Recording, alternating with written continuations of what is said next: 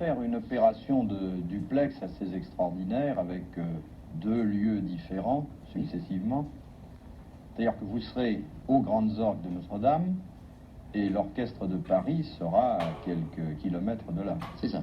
C'est un duplex, il faut dire, assez élémentaire. On met un soliste en un point A, on met l'orchestre en un point B. Ils sont reliés par toutes sortes de moyens techniques. Et puis il n'y a plus qu'à prier le ciel qu'on parte ensemble et puis surtout qu'on arrive ensemble.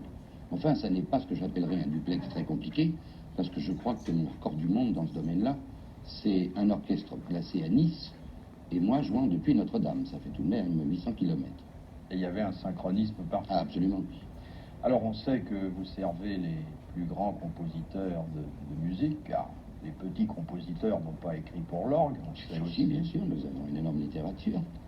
Mais ce qu'on sait moins, c'est que les organistes comme vous sacrifient beaucoup à l'improvisation. Tout à l'heure, avant de commencer cette émission, je me suis amusé à voir ce que donnait en musique le nom de Philippe Bouvard. Vous savez, selon la notation anglo-saxonne remplaçant le La par le La du diapason par la lettre A, le B par un Si, etc.